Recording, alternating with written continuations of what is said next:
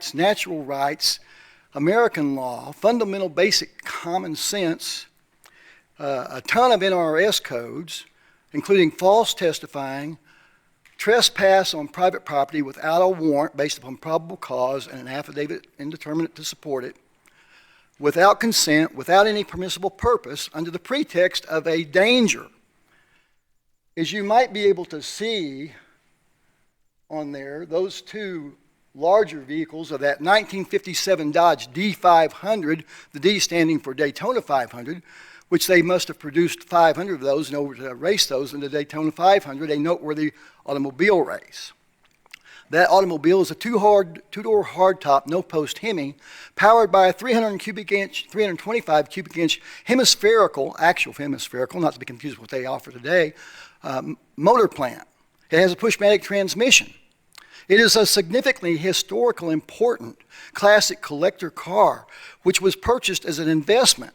And it would be imprudent, insane, and probably incompetent for anybody to try to travel on that every day on the roadways as a daily driver. If you might observe this particular photograph, that is precisely what those individuals misinterpreted with their subjective interpretive twisting of facts to their own predatory self-interest, because whenever you have a hammer, everything looks like a nail, and when you're a zone inspector, everything looks like a violation. However, I think you can clearly see from the photograph that the tires are not even off the ground.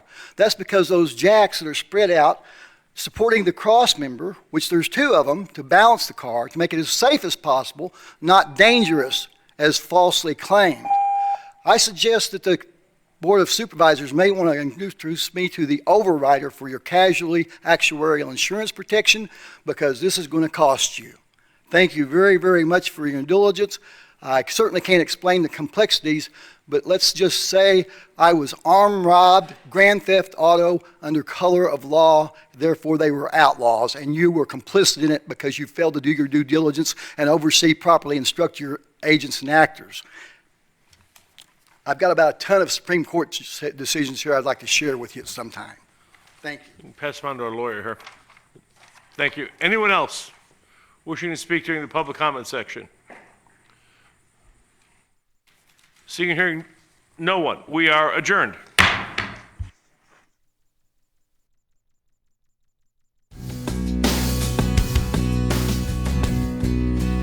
Hi, I'm Rita Rudner, and you're watching CCTV 4, Clark County.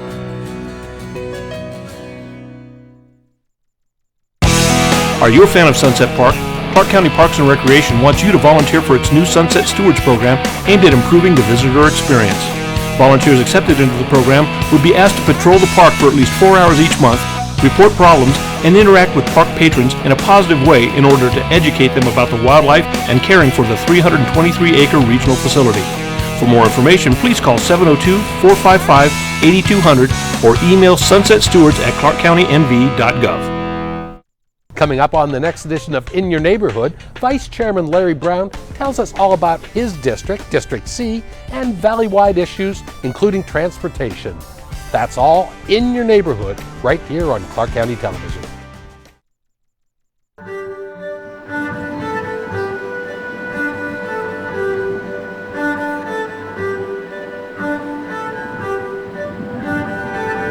On the east side of Las Vegas, an incredible transformation is underway. A unique park is being built to restore and showcase almost 3,000 acres of habitat along 7 miles of the Las Vegas Wash, the heart of these wetlands. It's called the Clark County Wetlands Park. It's part of the evolving landscape of Las Vegas. Of course, this is the Las Vegas that dominates the public's imagination.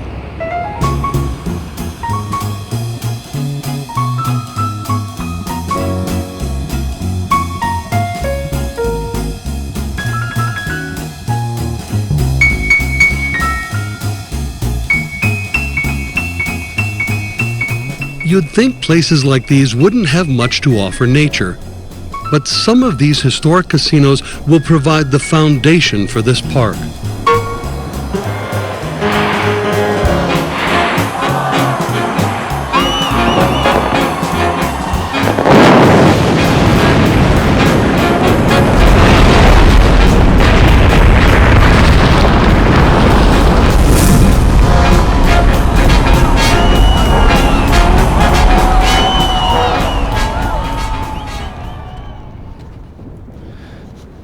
We're looking at the remnants of the Stardust Casino. This is a lot of the parking garage, a lot of the foundation material, some of the walls are in here, and we're really glad to get this material. We'll be able to manufacture this, break it down into small size, and use it out in the wash. And that keeps the channel banks from eroding. Look at this piece right here, just by the thickness of this piece. It's about a foot thick in here. This probably was one of the floors of the casino, or possibly a floor from a parking garage. I just noticed back here, there's a piece right here. You can see this curved face right here. This is part of an old driveway into the casino, is what this is. If you're looking at about a 4-foot piece, 4x4, you're looking at about 10,000 pounds. We're always looking for ways to be more sustainable in what we do. And out here in the wash, we have plenty of opportunity to do that because we can maintain a natural environment and build these kind of materials into that natural environment. What this does is it saves thousands of cubic yards of space in our landfills. And to us, that's very important.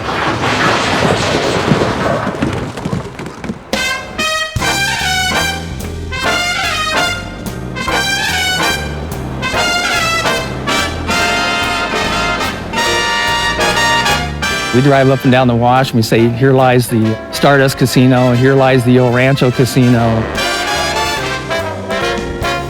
In a lot of ways, when you look at the history of these casinos and what they mean to a lot of people, just knowing they're having a second life and doing some real good is cool.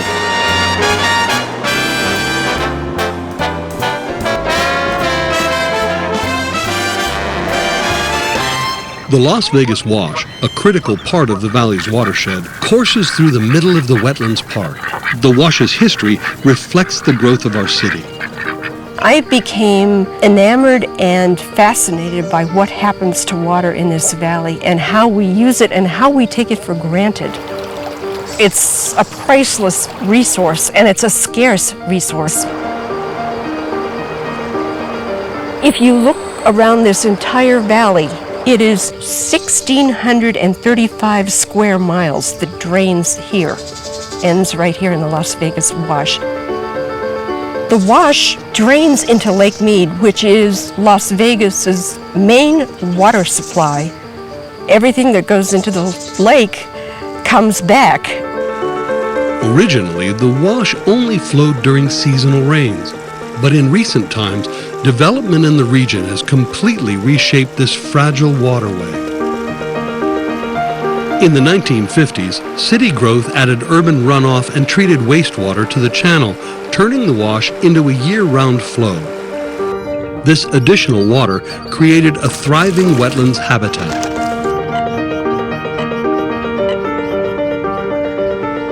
As the valley's population boomed in the 1970s, so did the volume of water, bringing erosion, severe flooding, and degradation in its wake. We had a horrific flood in 1984. It literally carved the wash like the Colorado River carves the Grand Canyon. The wash changed radically. The wash and its wetlands became an ailing environment desperately in need of help. As the Las Vegas Valley grew, the drinking water authorities, the officials that deliver drinking water, realized that everything that comes from our homes and hotel rooms and businesses was growing at a very rapid pace. They understood they had to do something about changing how we took care of the runoff and the water treatment. In the 1990s, scientists began to discover things in the wash like pesticides, bacteria, chemicals. You clean with ammonia or chlorine, it goes into the wash because when it goes down the drain, it goes through the treatment plant, but it ends up in the wash.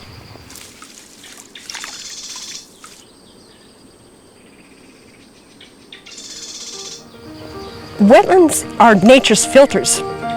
The natural process in a wetlands filters out all of that bad stuff if you give it enough time. It can remove pesticides, it can remove chemicals. They act like kidneys in our bodies. They filter the bad stuff out.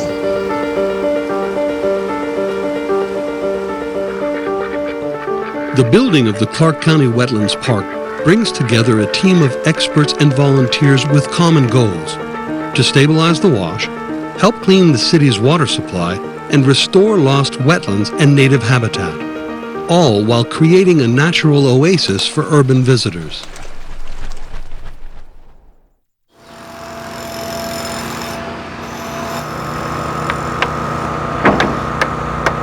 What we do is slow the water down, and we create ponds behind these low-height dams that we build. And that actually creates a lot more wetlands than what we have had in the past. We're working on almost 8 miles of stream channel here. Back in 1975, there was about 2,300 acres of wetlands out here. By 1990, there was only 230 acres left.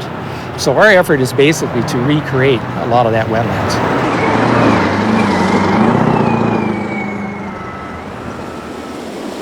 The park will include 25 weirs, man-made structures that slow the water's flow and prevent bank erosion. With such a large volume of moving water, the weirs are essential for re-establishing the wetlands.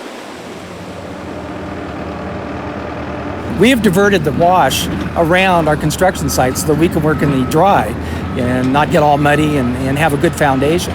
When we're done with this diversion, is what we call it, we'll shut that water off over there and we'll bring it over the top of the spillway so it'll be flowing right behind us here. One day we know we'll be able to come out here and see over 200 species of birds, animals moving through the wetlands park. We'll see the wash itself stabilized. It won't be carrying sediment downstream into Lake Mead, and it'll just be a fun place for everyone to come out and enjoy.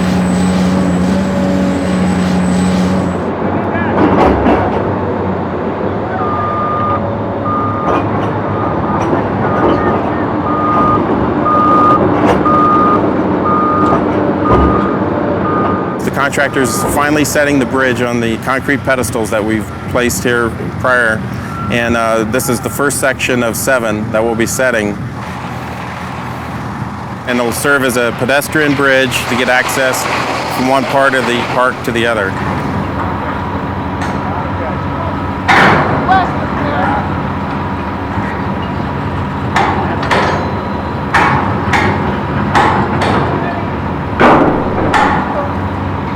This weir will help allow more capacity of the wash to flow through here, so when we get the wet time of the year and get a rain event, the water coming down is unpredictable. You don't know what the volume of it is. That's why a lot of it is engineered to get it structurally more stable. And so you have a park that you're helping build, and you're helping minimize property damage by flooding that could occur in a high storm event. Right now, it looks like an engineered site, but you come back in a few more years and nature's going to take over. It's going to have a lot of growth occur, and you hope people will think that this is natural.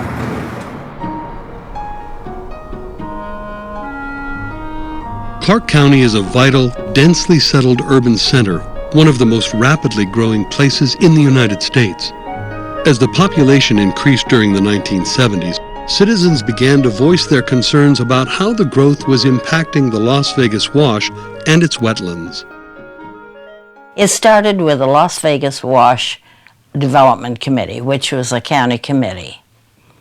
And there were people involved in that were very dedicated to the restoration of the wetlands. The wash had become a dumping ground. When nobody wanted to go out to Sunrise Mountain where the landfill was, or out further in the desert, they came to the Las Vegas Wash and dumped. And that was the image that had to be changed before anything could be done. I decided to form the Friends of the Desert Wetlands Park. Our goal was to educate the public about the importance of wetlands, what it does in cleaning wastewater, how valuable it was as an outdoor place for people to go and recreate. It was in 1983 when I met Vern Bostic, when I joined the Wash Development Committee. And Vern was there, and he was very knowledgeable. Vern Bostic is a biologist, so he knew about what was going on here, and he is the driving force behind the Wetlands Park. In 1971, I inventoried the vegetation in Las Vegas wash. Cattails were the dominant vegetation, and the cattail marsh covered about 1,500 acres. You might say it was virgin country.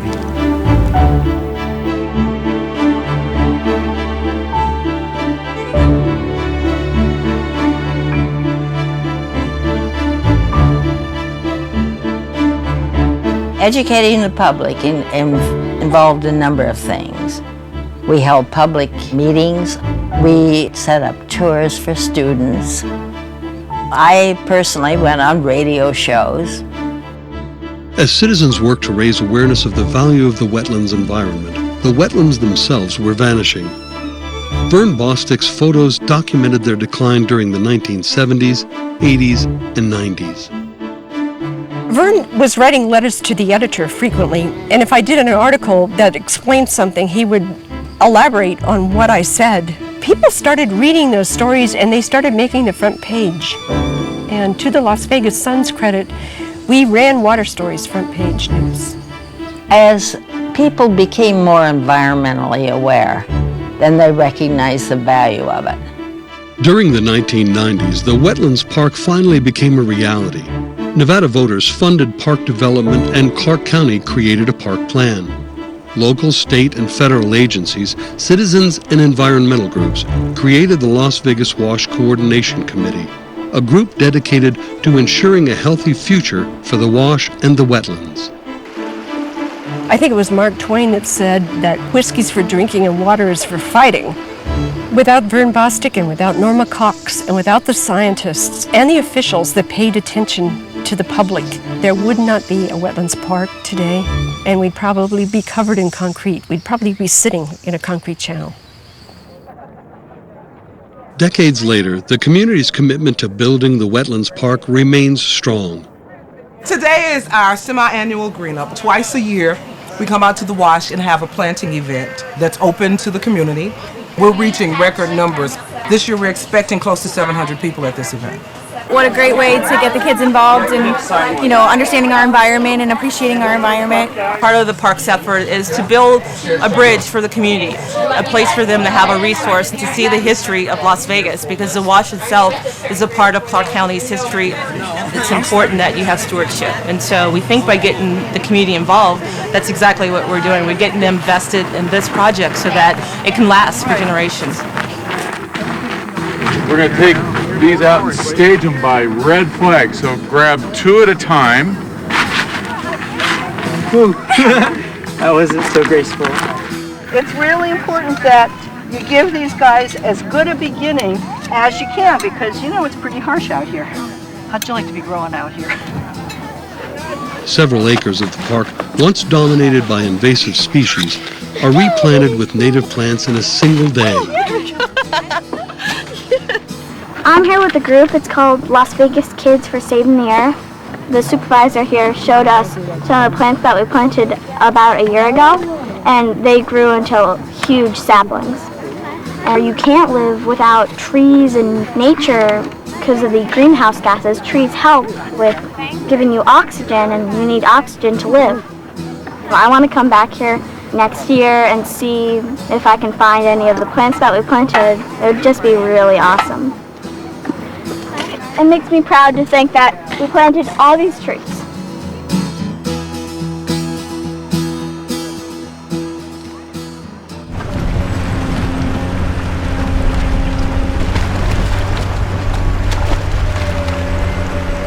This is the birth of the project, if you will. This is when it begins to function like it was intended to. So this is a big day.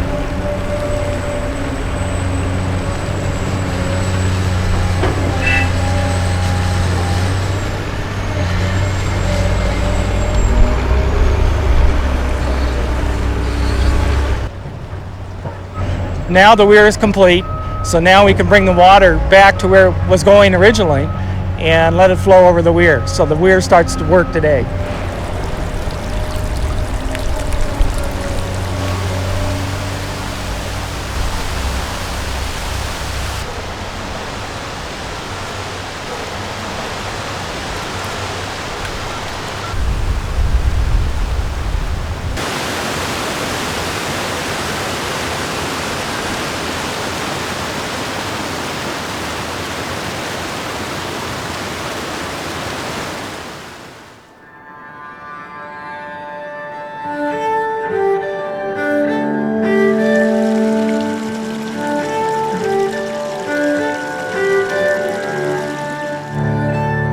Though the Clark County Wetlands Park is still a developing landscape, it's now open for you to experience firsthand. Visit the park and the historic Las Vegas Wash. Come to relax and recharge.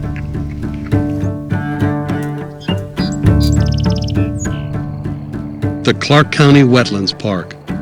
It's yours.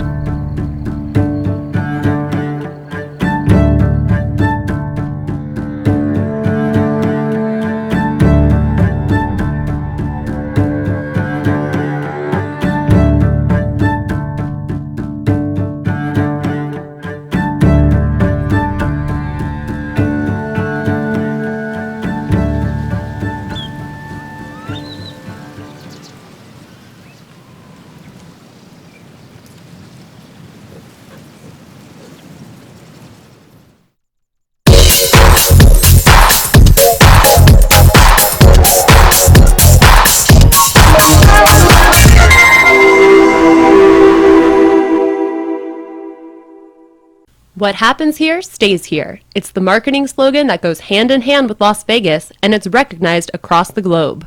During November's LVCVA Board of Directors meeting, the organization's agency of record, R&R Partners, presented its annual marketing recap with an update on the world-famous campaign. In today's media age, being able to react and be more spontaneous to where the consumer and the viewers are is imperative for our destination more than any other destination on earth, because we change ourselves every weekend. Las Vegas is widely considered the industry leader when it comes to destination marketing, and it takes constant innovation to make sure Las Vegas remains top of mind for travelers.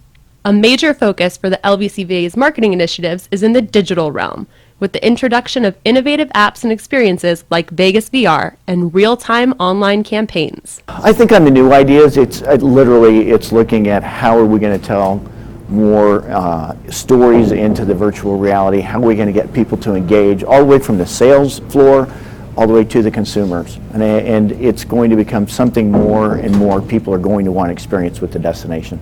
Whether online or on the TV screen, What Happens Here Stays Here has a proven track record, producing more than a decade's worth of memorable content, and the campaign's success is no accident. Like all initiatives at the LVCVA, the organization's marketing efforts are deeply rooted in research. We found out really one key thing that guides all of our consumer advertising, and that is the brand of Las Vegas, which we were able to define from that, which is adult freedom. Adult freedom means something different to everybody, but the beauty of What Happens Here Stays Here is that it doesn't connect the dots for you. It just sort of starts the sentence, and then you in your mind connect the dots. During November's meeting, the LVCVA's Board of Directors voted to move forward with a contract that will assist the research department in gathering critical data that helps monitor trends and behaviors of Las Vegas's visitors. This information, which is used to produce materials like the LVCVA's annual visitor profile study, helps stakeholders across the destination evolve to meet the needs of Las Vegas's more than 42 million annual visitors and keep them coming back time and time again. The core function of the research department is to guide decisions. That's why we exist.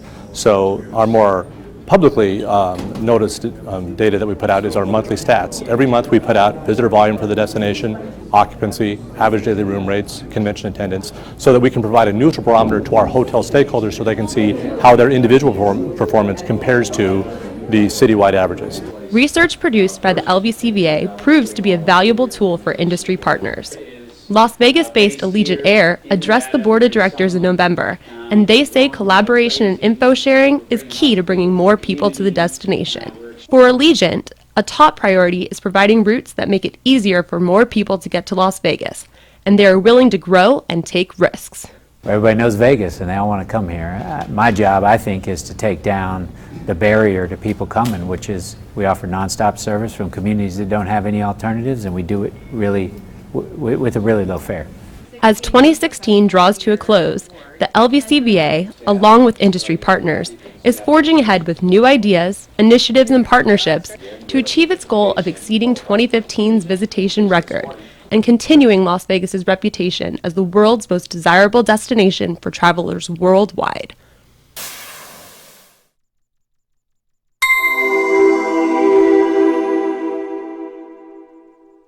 The Clark County Fire Department responds to thousands of calls for help each year. The key to saving lives in any emergency situation is education. That's why the Fire Department teams up with its community partners to host open houses at different fire stations. Our open houses are held on Saturdays every other month. We invite you and your family to visit our fire stations, meet our firefighters who serve you, and learn how to stay safe and healthy. For more information, visit Clark County's website. They might call it puppy love, but it's not always so cute. Did you know that an unspayed dog, her mate, and all their puppies' puppies can produce 67,000 dogs in 6 years? Prevent a litter. Fix your critter.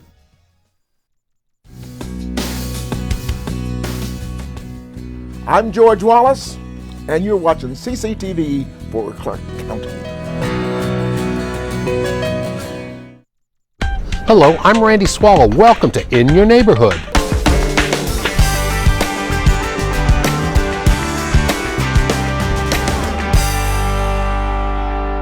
For the next half hour, we'll talk county issues and District C issues with the man who represents the area, your commissioner, the vice chairman of the Board of County Commissioners, Larry Brown. Good afternoon, Commissioner. Great to be here, Randy.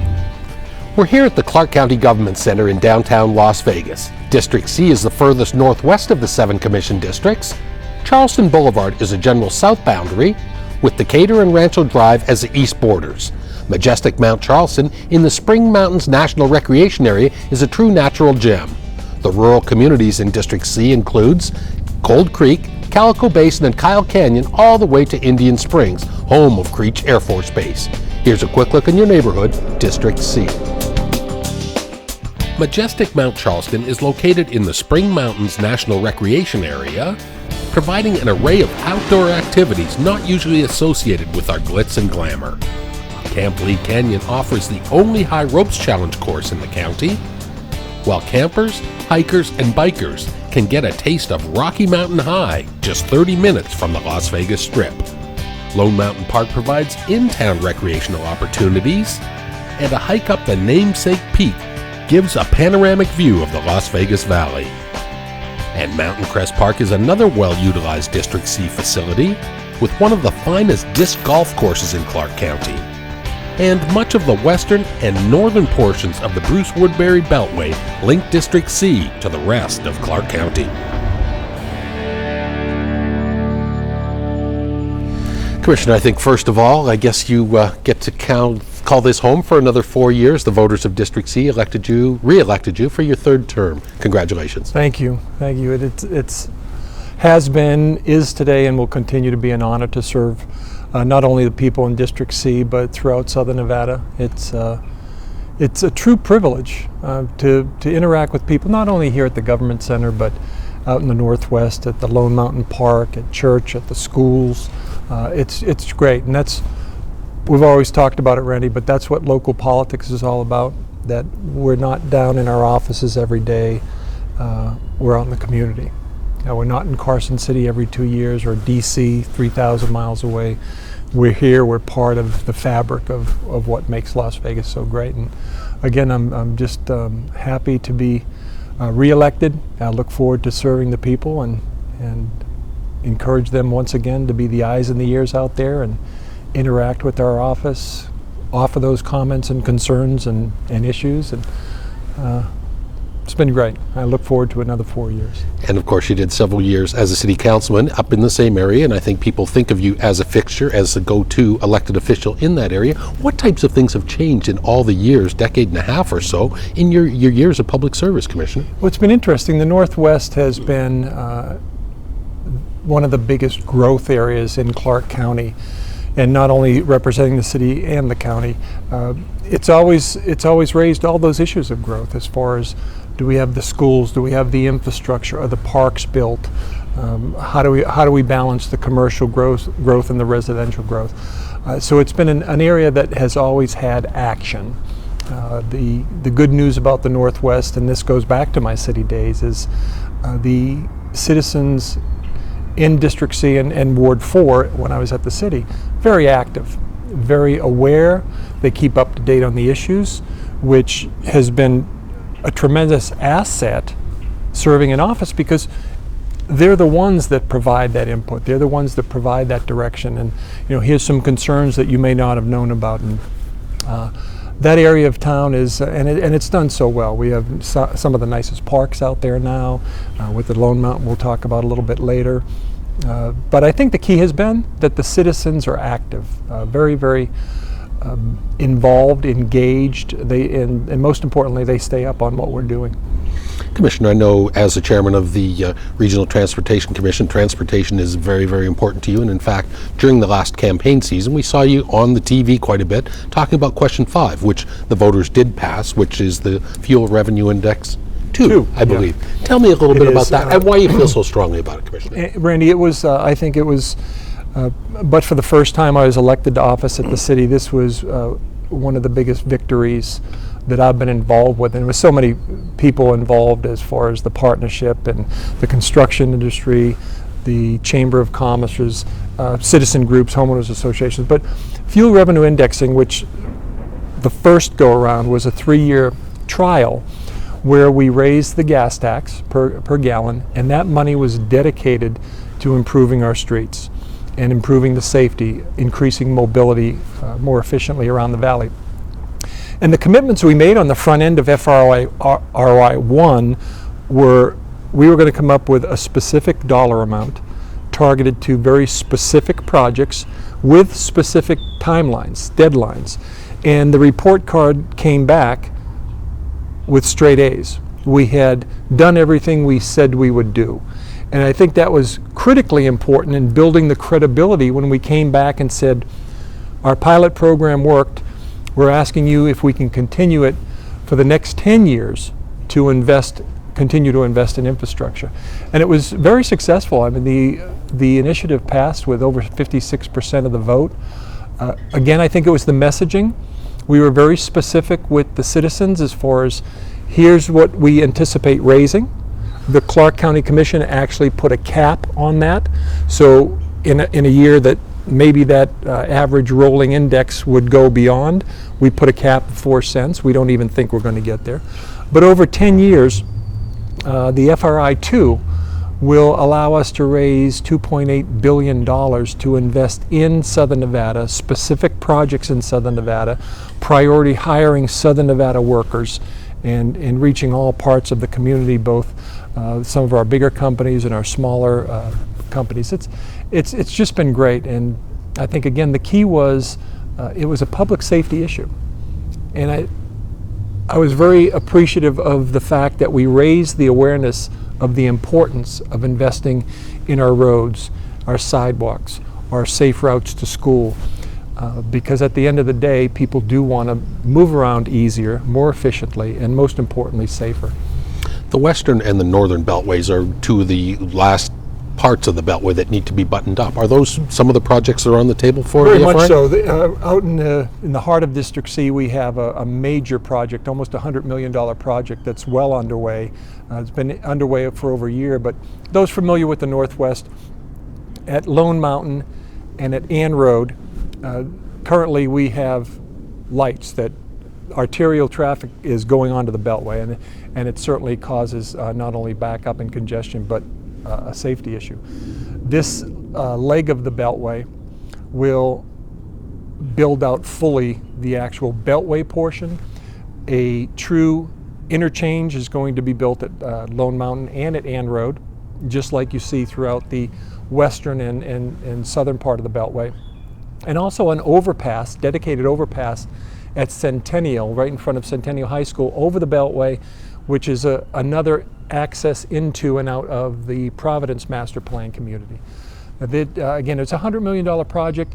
If you've been out in the area recently, you'll see that at Lone Mountain, the bridge is complete.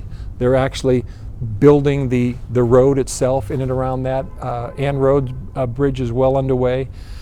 Very extensive project, and there was tremendous excavation because that part of the beltway, when it comes down from behind Lone Mountain, is going to be depressed. So the excavation portion from just south of Lone Mountain all the way through Ann Road and around to Wallapai. A lot of dirt moving. So it's the project itself is going to be over 2 years. We're anticipating summer of 2018. So we still have a year and a half to go. But at the end of the day, as far as infrastructure and efficiency and mobility and safety, that would be just a prime project to look to as far as what infrastructure investment can do.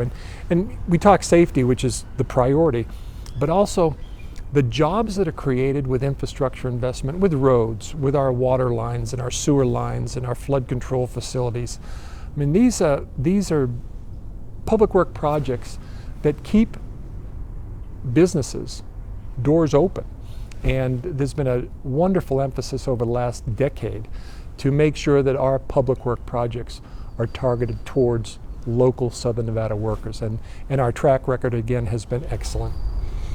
A major project that has helped traffic flow in that area and will continue to do so is the so-called Centennial Spaghetti Bowl in that area, straddling, I believe, District C and District B. But people in that area, gosh, they don't care. We need that interchange, and that has already proven to be a time saver and will continue to do so. Very much so. We have the two flyovers that anyone that's been out there recently can see, literally, that these roads are up in the air, ready to go. The interesting thing about getting back to FRI-2 passing, the Centennial Bowl had been broken up for 4 final phases, the one underway now and 3 additional phases. That third phase, because of funding, would have been anticipated being completed somewhere around 2028, 2030. So a 12 to 14 year window. The fact that FRI has passed, the Nevada Department of Transportation has now agreed and prioritized consolidating that Centennial Bowl project into one final phase. That's going to, ideally, if things go well and we get good competitive bids, we could have that entire project done by 2020, 2021, which saves close to 9 or 10 years on the ultimate build-out. And that, again, is the investment of FRI-2. All right. We must take a quick break. We'll continue in your neighborhood with the Vice Chairman of the Board of County Commissioners, Larry Brown. Stay tuned.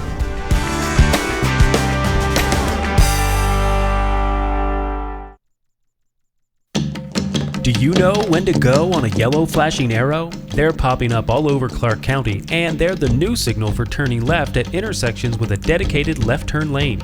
Here's what drivers need to know. A flashing yellow arrow means turns are permitted, but you must first yield to oncoming traffic and pedestrians. Then turn with caution. Keep in mind oncoming traffic has a green light. A solid green arrow means turn left. Oncoming traffic must stop. A solid yellow arrow means that the left turn signal is about to change to red, and you should be prepared to stop or prepare to complete your left turn if you're within the intersection. And finally, a solid red arrow means stop. These left turn yellow flashing arrow signals are new, so remember, a yellow flashing arrow means turn with caution. For more information, log on to ClarkCountyNV.gov and search keyword flashing yellow arrows.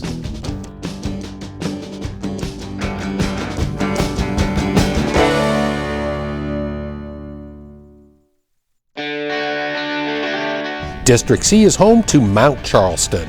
Mount Charleston is a true 4-season location, an escape from the summer heat for much of the year, and a snow-capped winter wonderland for several months. Clark County provides fire, street, and public safety services to the mountain to the several hundred full-time residents. Whether you want to hit the slopes, do some hiking, or just sit back and enjoy the pristine alpine air, Mount Charleston is just a 45-minute drive from downtown Las Vegas in District C. And we're downtown Las Vegas at the Clark County Government Center talking District C issues with a man who represents the area, Vice Chairman Larry Brown. Commissioner, back on the surface streets and not necessarily in District C, but the Flamingo Road has become buttoned up finally, and that has been one of the success stories, and similar to Sahara, what the FRI has provided to the citizens. And that was, it was happening not only during the FRI, that was one of our priority projects, but when the ballot initiative was being promoted, a lot of people turned to Flamingo and talked about not only what it will accomplish as far as increased mobility and safety, but my goodness, how many orange cones can we put up and how many streets can we dig up? So that almost became the poster child of the good and the challenges of the FRI. But now that it's opened up, absolutely, everybody, the comments have been remarkable. And it's part of what we do, Randy, in government. It's important that we communicate as much information to our citizens, let's take Flamingo, that are going to be impacted by that, to let them know as early as possible, here's the project, here are the costs, here are the benefits, here are the timelines, here are the jobs created. If we give them that information on the front end and fulfill the commitment to do it on time, then the frustration that everybody feels at times goes away, because at the end of the day, when that road opens up and the efficiency's there and it's visible, drivers are experiencing it, it builds credibility to what we're doing with infrastructure. Just the overall transportation picture, Commissioner, I think all of our attitudes are changing a little bit. Take, for example, the regional transportation's bike share. This is, again, we're all still going to probably have our cars, but certain times you can climb on a bike here downtown for a couple bucks a ride or $20 a month and get a little exercise. You don't have to worry about your car, don't have to worry about parking. Again, it's just changing all of our mindsets that there's different modes of transportation that can get us from A to B to C back to A. It's indicative of where we're going with transportation, and where we're going is we don't know. The traditional, I have my car, I'm driving, or I use the public bus system, the transit, those are just staples. They'll be here for many, many years.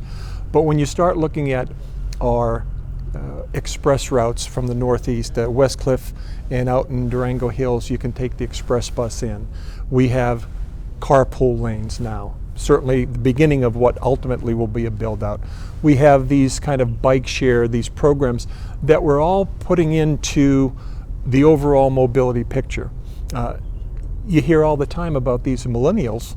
They don't want to own a car. They don't want to pay insurance. So what are they going to do to move around town?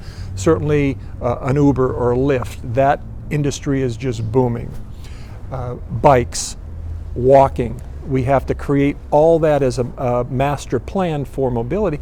And the biggest question mark right now is, what are these autonomous vehicles going to do? What is that going to do as far as changing the modes of transportation and infrastructure? What are our roadways going to look like? Do we put this emphasis on carpool lanes or bike paths, or all these questions are being answered or are asked and hopefully answered in the next few years, because it certainly dictates where we'll go over the next decade and 20 years. But the important part is we're introducing all these elements that have been very successful in other cities. I mean, we're playing catch up to a great extent, not only on our infrastructure, but on our club ride, where we try to encourage carpooling, biking, what we call the first and the last mile of the public transit system. We have a wonderful system, but a lot of times the challenge for people not using that system is they may live a half a mile away from the nearest bus stop. So how do we make it easier for that, what they call that first and last mile, to get that person either on a bike or Uber or walking to the transit system so they can then take advantage of it? All those questions, it's what makes serving on the RTC so enjoyable, because these are things that it's exciting. It's exciting to be part of decisions that are going to define, from a transportation standpoint, what this community looks like in the next decade or two. When you started on the RTC, there was no Uber, there was no Lyft. Are you satisfied with how those companies have set up shop and are serving the citizens in Clark County, Commissioner? It's been a very good transition. You know, there was a lot of challenges to the taxi cab industry, which has always been one of the backbones of Southern Nevada and our tourism industry, and they'll survive. It's like everything else. Technology is changing the world of transportation, the world of government, the world of media, and you can't fight that. You have to try to identify the change that's coming and adjust your mission, adjust your purpose and function or industry, and be part of that change. And the Ubers, the Lyfts, the taxi cab authority, the taxi cab industry, they're always going to be a part of our tourism industry. It's what's added to that. Is it an extension of the monorail? Is it the evaluation of a light rail system? The county right now is looking to see if elevated roadways are the most efficient way to get people from the airport into the Strip corridor and vice versa. That's what, going back to the excitement right now, we're making decisions and trying to get as much information in as we can, because these decisions will have to be made over the next few years. A lot of people that ride up to the best park in District C, Lone Mountain Park, they ride their horses. And now Phase 5 is giving them another reason to exercise their horses. Actually, they can bring their horse trailers out there. There's a kid's horsey playground. He must be very proud, and the citizens have spoken in that area to make that an equestrian area. Very much so. They've been asking for it for over a decade. It was certainly slowed down during the recession, but that was a commitment we made coming out that we would get that facility built. And it's been phenomenal. Teresa, with our county parks, is kind of the overseer of the facility, and we get tremendous comments about how professional she is, how much she cares about it. But the Northwest has traditionally been one of the largest areas for horse owners, and as the city has grown up that corridor, we've done a pretty good job of protecting that equestrian group and those that have had horses for many, many, many years. We have some horse trails out there that lead into Lone Mountain. But if the first 6 months of that being open is any indication, it's been wonderful. And the equestrian community, I mean, they're so collaborative and cooperative. They've almost created their own oversight of the facility and making sure everybody's being a proper horse owner, cleaning up after the horses. And the other little piece, Randy, that I have to mention, that it's been on my mind since I first got into the county, but being familiar with the area, is Lone Mountain itself. People that have experienced climbing up to the top of the mountain. It's one of the few treasures in Valley that people can actually hike on. But there's always been this, boy, it'd be great if we get some kind of trail around the mountain. Because those that braved it with their dogs or whenever, prior to this project being completed, you'd go down into some washes and up over some boulders and around some, so it was never perfect. We put a 10-foot wide trail, 2.2 miles around the mountain, at a very minimal cost as far as the entire equestrian facility. And if you go, especially some of the nicer weekends during the spring and the fall, if you go up there, you will see thousands of people taking advantage of this basic trail system. And we're talking walkers, strollers, bicyclists, horse riders, joggers. It's wonderful. It's like capturing the diversity of the Northwest in the open space. And if there's anything that I love to see, is driving by one of our parks and seeing hundreds, if not thousands, of people taking advantage of that. And that's one of those infrastructure type investments, maybe not the roads, but certainly the open space and the parks, that people expect from us. And it's oftentimes the one that gets knocked off the budget plate early, but we can't let that happen. We have to continue to build these type facilities, because it is something that not only the citizens expect, but they deserve. And this is what we do. Government, public safety, public infrastructure, make sure those parks are built, and we owe it to the citizens. And that Lone Mountain has been wonderful. So many people involved in the creation of the equestrian facility in the park. But the proof is in the pudding. You get out there on any weekend now, even during the week, and a lot of people enjoy it. All right. We must take another quick break. We'll continue In Your Neighborhood with District C Commissioner Larry Brown. Stay tuned.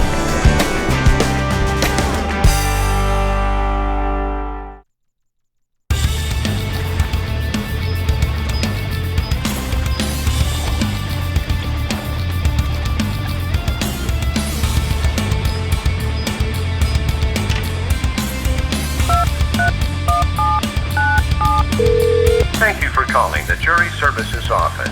You haven't really lived until you've had a hand in justice. Serve on a jury. Be sure to respond if you get a jury summons and play a role to ensure that justice is fairly served. When there's snow, Mount Charleston gets thousands of visitors. Traffic can block the highway, snowplows can't get through, people play too close to the roads, and emergency vehicles can't get through. It becomes a public safety hazard. To make the most of your visit, plan ahead. Visit GoMountCharleston.com for news and information, or call 511 to make sure the highway is clear. Go to Lee Canyon for skiing and snow play. Dress warmly, don't sled near roads or trees, and don't leave any litter behind. Help keep our winter wonderland safe and clean for everyone to enjoy. District C is home to the Lone Mountain Regional Park, one of the most unique in all of Clark County. A moderate hike to the top of the namesake peak yields stunning views of the valley below. A new trail and equestrian park is a place for man, woman, and their four-hoofed buddies, allowing easy access to exercise horses and a large parking area for horse trailers. Lone Mountain Park also offers acres of green space and places to play sports. Lone Mountain Park is located at 4445 Jensen in District C